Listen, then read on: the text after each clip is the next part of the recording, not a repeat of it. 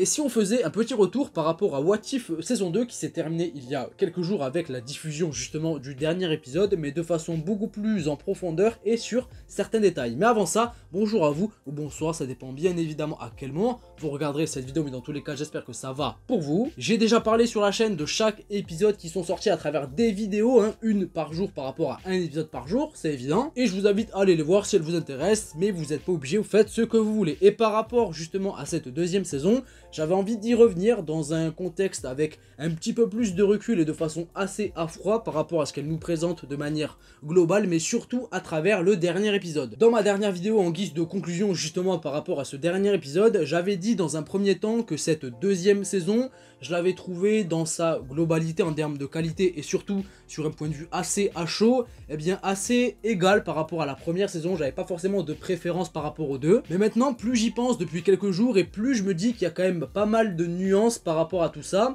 ne serait-ce que par rapport déjà aux différents épisodes qu'on a. Je trouve que sur cet aspect-là, c'est effectivement assez kiff-kiff. Je trouve qu'on a autant d'épisodes intéressants et surtout très pertinents dans une saison que dans l'autre, c'est pareil. Alors ça variera sans doute en fonction des goûts et des couleurs, ça c'est finalement assez subjectif, mais dans l'ensemble, en ce qui me concerne en tout cas, je trouve que ça va. C'est encore une fois plutôt égal. Par contre, sur l'aspect visuel, je trouve que la deuxième saison, pour le coup, met une petite pilule, pas non plus énorme, mais quand même par rapport à la première. Je trouve qu'on a plus d'épisodes qui arrivent à se démarquer, ne serait-ce que sur le plan visuel et esthétisme qui est proposé, qui apporte un vrai truc en plus, surtout que pour la plupart justement de ces épisodes, ils s'y sont vraiment allés à 100%. Alors que dans la première saison, c'était globalement assez beau aussi, attention, mais on restait sur un carcan assez basique par rapport à ce qu'on a l'habitude de voir du côté du MCU, alors que dans la deuxième saison, on a quand même des choses qui sont proposées avec une certaine différence. Le côté assez cyberpunk et Blade Runner du côté du premier épisode avec Nebula sur Xandar, l'ambiance de Sakaar dans le côté très coloré et fun qui est plus riche et surtout plus satisfaisante que dans Thor Ragnarok, je trouve. Le gros épisode 6 assez original qui était centré justement sur Kaori, un personnage totalement créé à l'effigie de cette deuxième saison de What If. Tout le contexte de la mythologie chinoise qui était extrêmement bien retranscrite et même mieux qu'au cinéma, j'ai trouvé à travers l'épisode où Ella découvre les 10 anneaux et tout le contexte lié justement au délire de Shang-Chi et de Talo, etc. C'est même carrément, de mon côté en tout cas, l'épisode que j'ai préféré de cette deuxième saison. Et puis l'avant-dernier qui se consacre évidemment sur tout le contexte autour du XVIIe siècle, à travers le remaniement de l'univers Marvel, mais justement dans cette époque-là. Et puis le climax du dernier épisode qui représente justement le côté très épique de cette deuxième saison en guise de conclusion, où ils sont vraiment allés très très loin et peut-être justement un petit peu trop. Par contre, la narration de cette deuxième saison est moins galvanisante, j'ai trouvé. Dans la saison 1, on avait littéralement tous les personnages qu'on avait découverts dans chaque épisode qui s'étaient réunis dans le dernier pour conclure tout ça. Donc il y avait quand même un petit fil rouge qui a totalement disparu, je trouve, ou qui est du moins beaucoup moins présent dans cette deuxième saison. À la fin, on a seulement deux personnages qu'on a découverts dans les autres épisodes précédemment, tels que Captain Carter, qui était déjà là en plus dans la première saison, et surtout Kaori. Le reste, on n'y est pas vraiment revenu, et ne serait-ce que par rapport au Watcher aussi, qui avait un rôle beaucoup plus prépondérant, je trouve, dans la saison 1,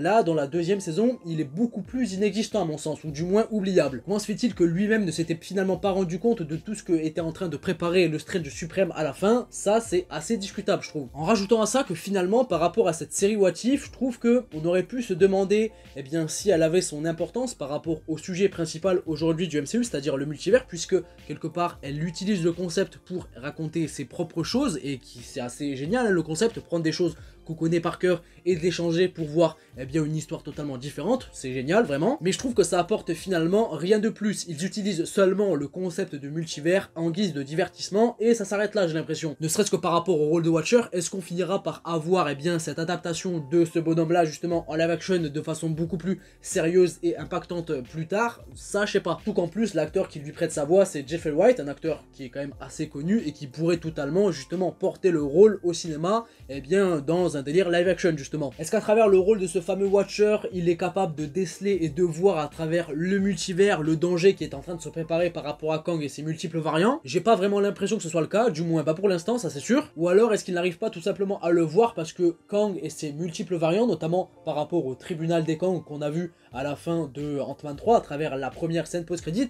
n'est tout simplement pas au-dessus de lui. Ça peut être aussi une possibilité, mais dans tous les cas, pour l'instant, on a juste qu'à faire des théories et surtout des spéculations qui ne mènent pas vraiment très loin pour l'instant, puisque c'est quand même assez flou. Et franchement, je doute quant à l'éclaircissement de tout ça plus tard. Et pour revenir justement un tout petit peu plus en profondeur par rapport à cet épisode final, donc l'épisode 9, c'est là où je voulais réellement en venir dans cette vidéo. Ce qu'on nous raconte, c'est que finalement, le fameux Strange Suprême qu'on avait dans la première saison a décidé tout simplement de recréer son propre univers de façon assez capillotracté et tiré par les cheveux, j'ai trouvé, sur le concept où il récupère différents personnages qui allaient détruire leur propre univers à droite à gauche dans le multivers pour les enfermer quelque part et les utiliser pour les plonger ensuite dans une forge pour récupérer leur énergie, je sais plus trop comment, et ensuite eh bien recréer son univers par rapport à ça.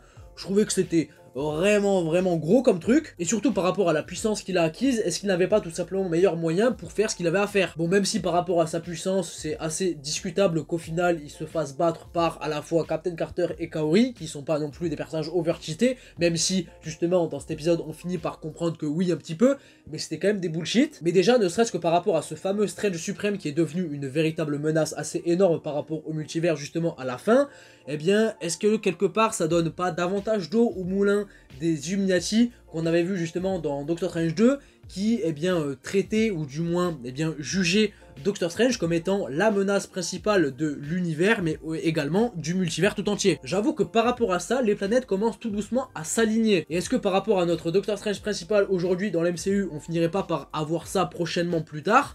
J'avoue que c'est pas impossible en vrai. Mais pour revenir sur le procédé qu'a utilisé Strange Suprême dans cet épisode pour assouvir son plan, on est quand même face à un délire où différents personnages issus de plusieurs univers ont été réunis dans un seul et même endroit pour ensuite se foutre sur la gueule, même si tu te demandes pourquoi justement ils se battent entre eux. C'est on va dire l'une des grosses facilités qu'a cet épisode par rapport à ce que ça raconte, mais sur le concept de récupérer différents personnages à droite à gauche dans le multivers et de les réunir dans un seul et même endroit par quelqu'un pour qu'ensuite il y ait confrontation, justement, est-ce que ça rappellerait pas un petit peu, eh bien dans les grandes lignes évidemment sans trop spoiler, ce qu'il se passe indirectement et même directement en vrai dans l'événement en comics Avengers Secret Wars, qui sera adapté du coup prochainement dans le MCU, puisque c'est littéralement le titre d'un des prochains films Avengers. Est-ce qu'on serait pas tout doucement sur les prémices de ce qui se passera justement dans le film? Parce qu'en vrai franchement, même si là c'est dans un contexte beaucoup plus mineur, on en est clairement pas loin. Et vu que le MCU se dirigera de plus en plus vers l'exploration de différents univers à droite à gauche dans différents projets, histoire de poser un petit peu leur pion par-ci par-là, ça peut vraiment faire sens pour moi. On s'est déjà plongé dans différents univers pour l'instant dans le MCU à travers Doctor Strange 2 notamment, et en plus ils y sont pas allés de main morte, mais on a ensuite également exploré le truc dans The Marvels sans rentrer dans les détails, en prenant aussi en compte le fait que Deadpool 3 va arriver prochainement et développera, j'ai l'impression, une certaine forme d'histoire qui ira dans ce sens-là aussi, avec encore l'exploration d'un univers ou peut-être même plusieurs à la rigueur, sans oublier les autres projets qui vont arriver d'ici là. Donc est-ce qu'on serait pas face à un teasing assez subtil à vrai dire, et pas forcément raconté de la meilleure des manières, mais soit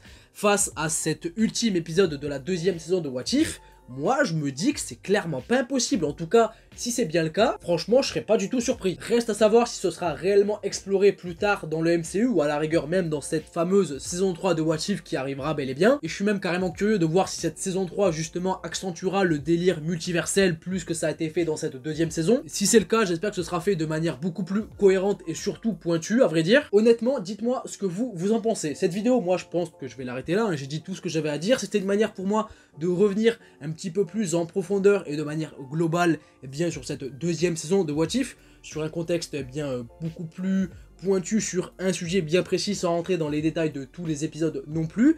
Mais en tout cas, c'est un truc qui m'avait sauté aux yeux à vrai dire. J'espère en tout cas que ça vous aura plu. Je sais pas si dans les prochains jours et prochaines semaines je réévoquerai le sujet. À vrai dire, je pense pas, du moins là quand j'y pense, ça risquerait pas d'arriver du moins prochainement, mais on n'est pas à l'abri d'une surprise évidemment. N'hésitez pas encore une fois à partager votre avis en commentaire par rapport à tout ce que j'ai avancé dans cette vidéo. Est-ce que vous êtes d'accord avec moi sur certains points, pas d'accord sur d'autres? Partagez-moi votre avis évidemment, mettez un petit pouce bleu si la vidéo vous a plu, abonnez-vous si c'est pas déjà fait. Je crois que j'ai un petit peu bougé le micro, je m'en excuse, mais bref, faites tout le train-train de YouTube, vous connaissez, je galère à trouver les mots sur cette fin de vidéo, il est temps que je la termine, mais bref, faites tout ce qui est en votre pouvoir pour faire marcher, on va dire, le concept et le train-train de YouTube, mais vous êtes obligé de rien, faites ce que vous voulez, au simple fait de regarder la vidéo et d'être supposément resté jusque là, c'est déjà énorme, donc merci à vous, et moi je vous dis à la prochaine, je vous fais plein de bisous, plein de bisous, à la prochaine, prenez soin de vous et de vos proches, c'est mieux comme ça, ciao ciao.